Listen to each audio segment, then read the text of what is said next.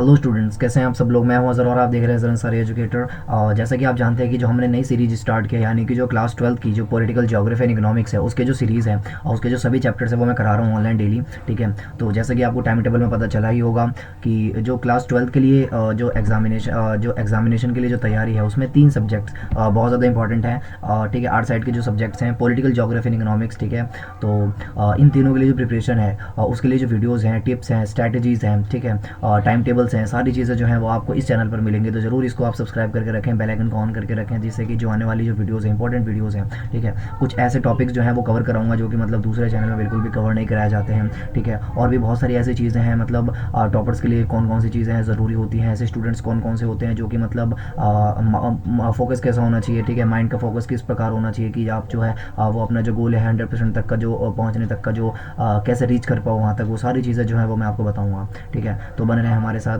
तो आज जो हमारी जो क्लास है वो ज्योग्राफी की जो क्लास है, तो लास्ट टाइम तो हमने जो सिलेबस है यानी कि विषय सूची है कि फर्स्ट जो हमारी बुक है उसके अंदर 10 चैप्टर्स हैं। ठीक है, और किस किस तरीके से मैंने आपको थोड़ा बहुत इंट्रो बताया था। अगर आपने वीडियो नहीं देखी है तो अभी जाकर उस वीडियो को देख के आएँ, ठीक है, जिससे कि आपको पता चलेगा कि जो क्लासेस है वो किस तरीके की होने वाली हैं। तो आज मैं कराऊंगा जो पहला चैप्टर है, ठीक है, मानव भूगोल की प्रकृति एवं विषय क्षेत्र। ठीक है, यानी कि पहले जो आप ज्योग्राफी पढ़ते थे ना 9th-10th में भी, जो आपको एसएसटी यानी सोशल साइंस के अंतर्गत यानी सामाजिक विज्ञान के अंतर्गत ये जो भूगोल है, ज्योग्राफी है, इसके बारे में आपको पढ़ाया जाता था। लेकिन उसमें बहुत पतली सी किताब में पढ़ाया जाता था। उसमें कुछ ही जो ऐसी जो एलिमेंट्स हैं, जो कारक हैं, जो भूगोल में पाए जाते हैं, उसी के बारे में आपको जस्ट बताया गया था। ठीक है, 9th-10th क्लास में। अभी जब आप इसको एज ए सब्जेक्ट पढ़ रहे हो तो इसमें आपको बहुत ज़्यादा डीपली जो इसकी स्टडी है वो करनी होती है। ठीक है, ठीक है, यानी कि आपको इसके अंदर जितनी भी इसकी ब्रांचेज़ हैं, ठीक है, जैसे हमारी बॉडी होती है इसकी ब्रांचेज़ होती हैं। ठीक है, हाथ पाँव पैर मुँह नाक, ठीक है, इससे हमारी जो है वो बॉडी बनती है। इस तरीके से जो ज्योग्राफी है इसके लिए भी अगर हमें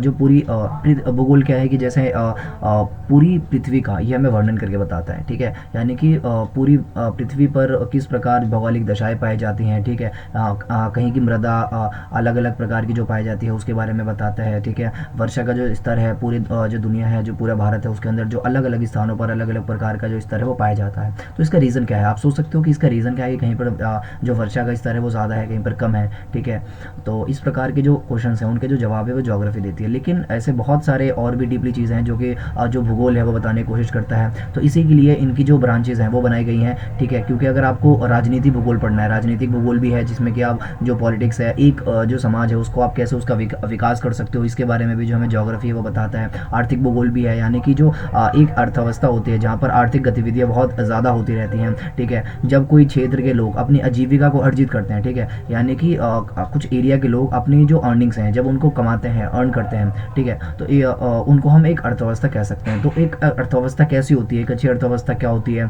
ठीक है, किस प्रकार की होती है, तो इसके बारे में भी जो हमें आर्थिक जो भूगोल है वो बताता है। तो ठीक समझ पा रहे हो, अलग अलग भूगोल के अंतर्गत भी अलग अलग टॉपिक्स के हिसाब से अलग अलग जो इसकी ब्रांचेज है वो बनाई गई हैं, ताकि आप डीपली हर टॉपिक के बारे में अच्छे से पढ़ सको।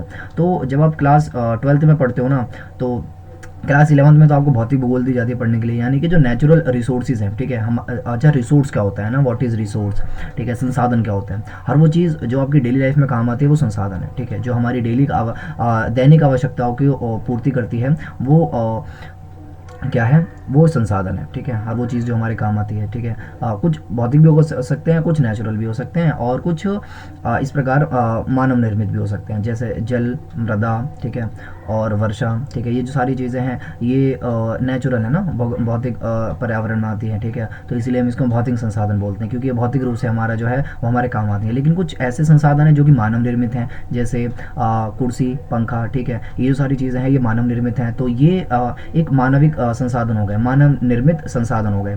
तो आप क्लास 11th में जो प्राकृतिक संसाधन है ना, एक तरीके से आप उनके बारे में पढ़ते हो कि जो प्रकृति है, जल है, ठीक है, और इसके बाद हमारा वायुमंडल है, जल मंडल है, ठीक है, पृथ्वी की उत्पत्ति कैसे हुई, ठीक है, जैव मंडल है, और इसी के बाद जो आप है इस टाइप की जो चीज़ें हैं, जल जो अलग अलग प्रकार का पाया जाता है। ठीक है, मृदा जो है पूरे अलग अलग विश्व के भागों में अलग अलग स्तर की पाई जाती है। इन सारी चीज़ों के बारे में, यानी नेचुरल जो है ज्योग्राफी के बारे में, फिजिकल ज्योग्राफी के बारे में आपने क्लास 11 11th में पढ़ा था। ओके, तो क्लास 12th में ना हम ह्यूमन ज्योग्राफी पढ़ने वाले हैं। ठीक है, मानव भूगोल। मानव भूगोल क्या है कि मानव धरातल के साथ किस प्रकार संबंधित है उसका हमें अध्ययन कराता है। कौन कराता है? मानव भूगोल कराता है। एक नंबर की मोस्ट इंपॉर्टेंट डेफिनेशन है जो कि आपको आनी चाहिए। ठीक है, बहुत ज़्यादा ज़रूरी है कि मानव भूगोल के बारे में आपको पता हो कि जो हमारा जो क्लास 12th के लिए जो सब्जेक्ट है कि मानव भूगोल क्या है, मानव भूगोल का मूल सिद्धांत पढ़ रहे हैं ना, तो मानव भूगोल मानव और धरातल के बीच का अंतर संबंधों का अध्ययन कराता है। आपको एक नंबर में जरूर डेफिनेशन याद होनी चाहिए। अच्छा, मैंने 2-3 बार मैं इसको चीज़ों को बोलता हूँ, तो इसलिए नहीं बोलता कि मैं एडिटिंग नहीं करता, इसलिए मैं बोल देता हूँ ताकि आपको 2-3 बार सुन के वो याद ही हो जाए। ठीक है, ऐसा होता है ना कि बहुत बारी चीज़ें हम ना अपनी एक तो डेली लाइफ में बहुत ज़्यादा बिजी रहते हैं कि हमें बार बार कोई चीज़ याद करने का टाइम होता नहीं है। जैसे मैं कोशिश करता हूँ कि ये जो वीडियो है इसको देखने के बाद आपको बहुत बाद में भी घंटों बैठकर जो है वो किताबें याद करने की ज़रूरत ना पड़े कि जी बार बार समझ तो आ गया, ठीक है, इसके बाद भी लेकिन हमें जो चीज़ें हैं वो समझनी पड़ रही हैं, बहुत लंबा टाइम देना पड़ रहा है इसको समझने के लिए। तो मैं चाहता हूँ कि ऐसा ना हो। 2-3 बार अगर आप मेरे को यहीं पर सुन लोगे तो आपको किताब देखने की या बिल्कुल भी कोई भी ज़रूरत नहीं पड़ेगी। तो आप इसीलिए जो है वो जो रिपीटिव है मैं बोलता हूँ ताकि आपको जो है वो चीज़ें टॉपिक यहीं पर क्लियर हो जाए और याद भी हो जाए। ठीक है, ओके। तो मानव भूगोल के बारे में मैंने आपको बताया। ठीक है, तो इसी के बाद आपको जो क्लास 12th में जब आप ज्योग्राफी पढ़ते हो ना, तो ये तो था बेसिक इन्फॉर्मेशन। तो इसी के बाद आपको जो क्लास 12th में कुछ विशेष प्रकार के जो टॉपिक्स हैं, यानी कि जो चैप्टर नंबर 1 में आप जैसे कि अपनी स्क्रीन पर देख पा रहे हो। ठीक है, अगर आपको स्क्रीन विजिबल नहीं हो रही हो तो आप कमेंट कर सकते हो। ठीक है, और अगर आपको मेरी वॉइस भी क्लियर नहीं आ रही है तो बिल्कुल ही आप बेझिझक कमेंट कर सकते हो। तो इसके बारे में मैं ज़रूर वीडियो बनाऊंगा। तो मानव भूगोल की परिभाषाएं। ठीक है, तो पहले तो मतलब हमारा जो सब्जेक्ट है, जो हमारा जो बुक का नाम है ना मानव भूगोल, ये है क्या? ठीक है, बिल्कुल बेसिक से ही स्टार्ट करने वाला हूँ मैं, बिल्कुल भी ऐसी कोई चीज़ नहीं है जो कि मैं आपके लिए छोड़ने वाला हूँ। ठीक है, बिल्कुल सारे जो टॉपिक्स हैं वो क्लियर कराऊंगा। इस चैप्टर में से 2-3 क्वेश्चन है जो कि बहुत इंपॉर्टेंट है, जो कि आते हैं बिल्कुल लास्ट ईयर तक आते रहे हैं, तो उनको तो मैं बिल्कुल मतलब ऐसे आपको एक्सप्लेन करूंगा ताकि आपको अभी के अभी वो सारी चीज़ें जो है वो क्लियर हो जाएं। ठीक है, और ये जो शब्द भी आप जब एनसीईआरटी पढ़ते होंगे तो बहुत सारे ऐसे शब्द हैं जो कि आपको समझ में नहीं आते होंगे। मैं उनका जो अपग्रेडेड वर्जन है, मतलब ईजी लैंग्वेज में आप उन शब्दों के मतलब क्या होता है ना, इसके लिए मैं आपको बताऊंगा। तो बने रहे हमारे साथ, बिल्कुल भी वीडियो को स्किप ना करें, पूरा वीडियो को देखें। अगर वॉइस में कोई क्लियर नहीं आ रही है, अगर वॉइस में कोई प्रॉब्लम आ रही है तो आप बिल्कुल ही कमेंट कर सकते हो। ओके, तो मानव भूगोल मानव समाज और धरातल के बीच संबंधों का संश्लेषित अध्ययन है। ठीक है, मैंने ये वाली डेफिनेशन तो आपको बता दी है। तो ये रेटिजेल, ठीक है, बहुत बड़े भूगोलवेत्ता हैं, तो इनकी डेफिनेशन है इनसे ली गई है। पेपर में कभी कभी इस तरीके से एग्जामिनेशन में आ जाता है कि रेटिजेल के अनुसार मानव भूगोल को परिभाषित कीजिए। ठीक है, एलएनसी सैंपल के अनुसार मानव भूगोल की परिभाषा बताइए।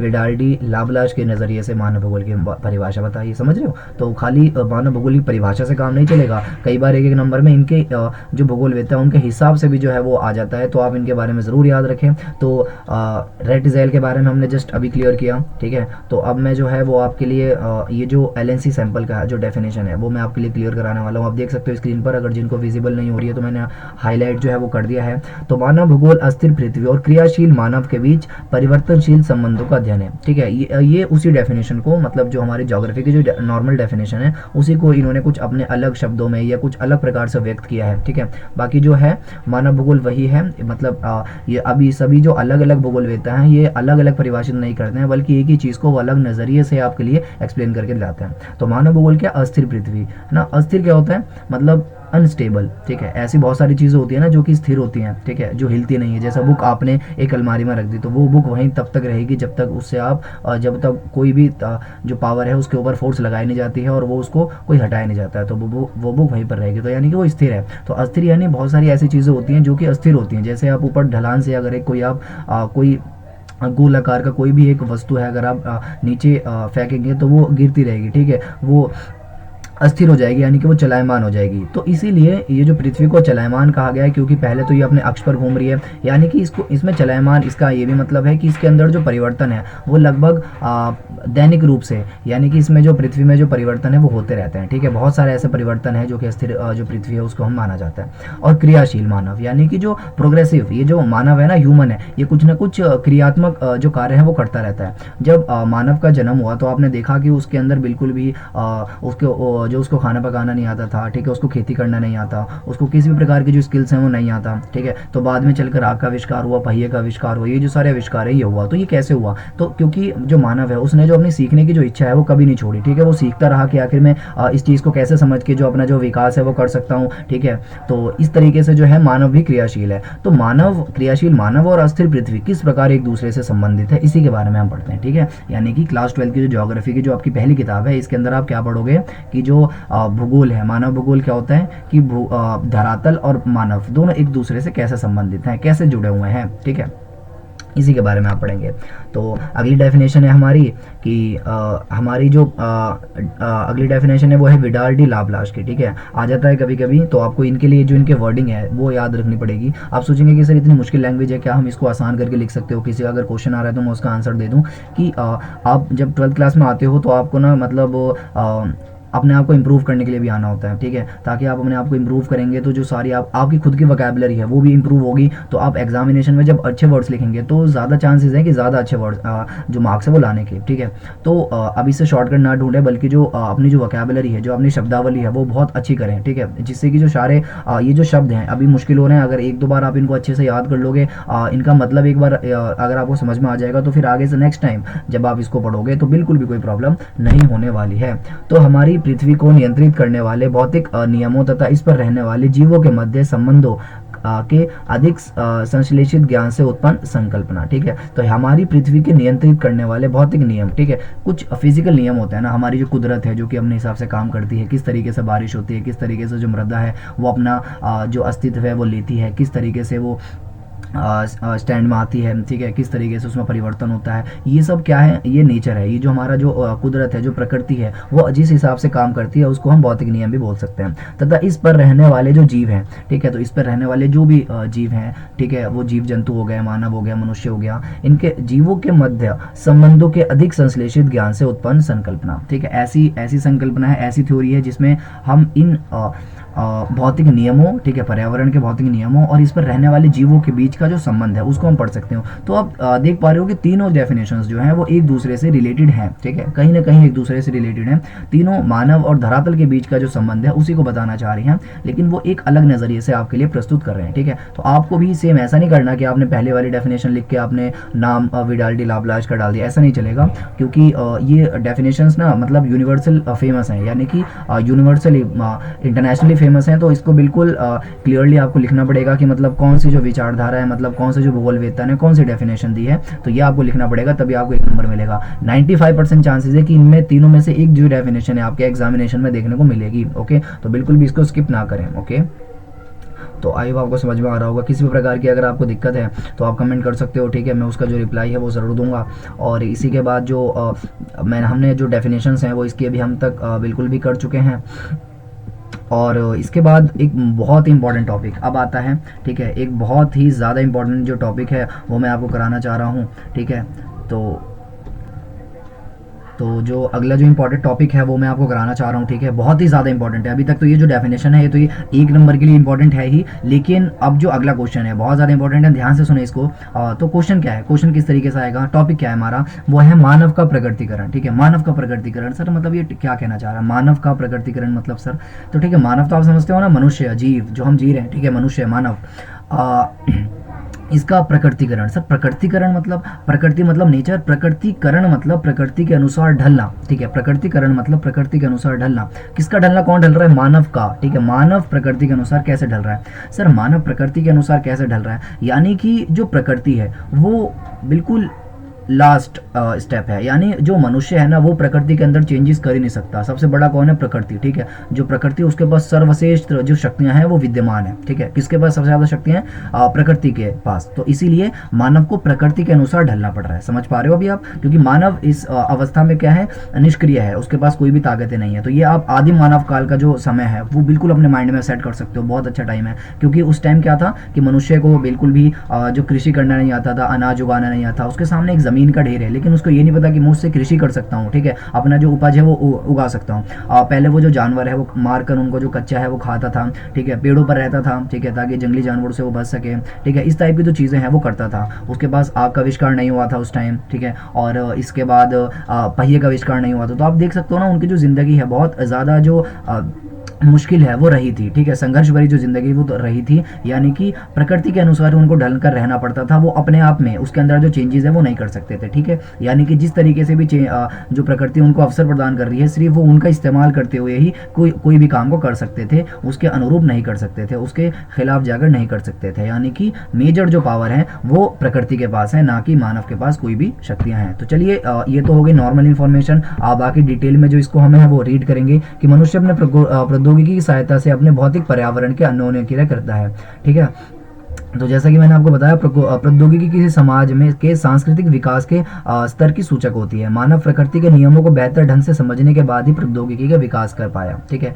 कि जो आज हमारे पास टेक्नोलॉजी है, आज हमारे पास अगर किसी को आपके जो कोई फ्रेंड है, मान लीजिए आपका कोई फ्रेंड है जो कि मतलब 2-3 किलोमीटर दूर रहता है, ठीक है, तो आप पैदल जाने में आपको कम से कम आधा घंटा लगेगा, ठीक है, आधा घंटा 35 मिनट। तो अगर आपको 2-3 चक्कर लगाने पड़े अपने फ्रेंड के घर के, तो मतलब 1-2 घंटा तो चलने में चला जाएगा ना। और आजकल की तो जनरेशन है वो तो मतलब बहुत ज़्यादा थक जाते हैं कि इतना चल लीजिए, हम तो बहुत ज़्यादा थक गए। तो पहले के लिए जो लोग थे उनको ये जो चैलेंज है वो ही करके आना पड़ता था। अभी हमारे पास क्या शॉर्टकट है, हमारे पास टेक्नोलॉजी है। आज हम बैठे ही अगर किसी फ्रेंड को मनी ट्रांसफ़र करना है तो आप बैठे कर सकते हो, है ना, दूर दराज बैठे किसी अपने फ्रेंड से बात कर सकते हो। जो दूर किसी भी तरीके जो काम है जो दूर बैठे जिसमें व्यक्ति की आवश्यकता होती है वो भी आप घर बैठे कर सकते हो। तो ये आप देख रहे हो चेंजेस प्रौद्योगिकी का, ये जो प्रौद्योगिकी का स्तर है, इससे ही जो हम आधुनिक होते हैं और जो हमारा जो टाइम है वो बचता है और बहुत ज़्यादा इजीली हम किसी भी चीज़ को आसानी से कर पाते हैं। तो इसीलिए जो प्रौद्योगिकी का स्तर है बहुत ज़्यादा ज़रूरी है। तो पहले ये नहीं था और अभी जो वर्तमान समय में इसका जो स्तर है वो बहुत ज़्यादा बढ़ गया है।